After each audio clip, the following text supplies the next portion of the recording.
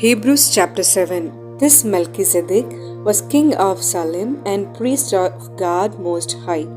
He met Abraham returning from the defeat of the kings and blessed him, and Abraham gave him a tenth of everything.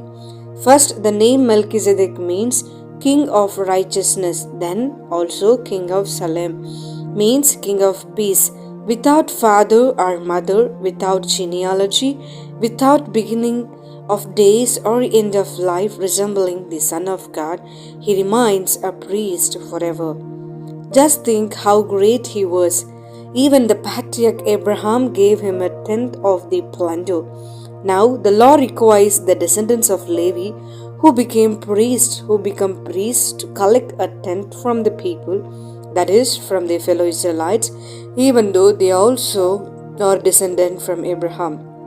This man, however, did not trace his descent from Levi, yet he called a tenth from Abraham, and yet he collected a tenth from Abraham, and blessed him who had the promises.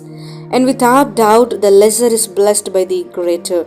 In the one case, the tenth is collected by people who die, but in the other case, by him who is declared to be living.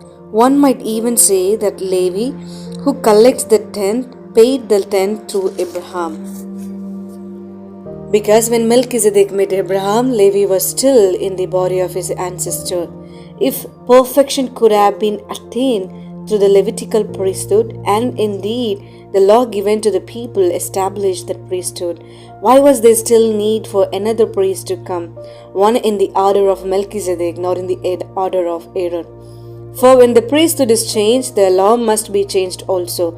He of whom these things are said belonged to a different tribe, and no one from the tribe has ever served at the altar. For it is clear that our Lord descended from Judah, and in regard to the tribe Moses said nothing about priests. And what we have said is even more clear: if another priest like Melchizedek appears, one who has become a priest not on the basis of regulation as to his ancestry, but on the basis of the power of an indestructible life.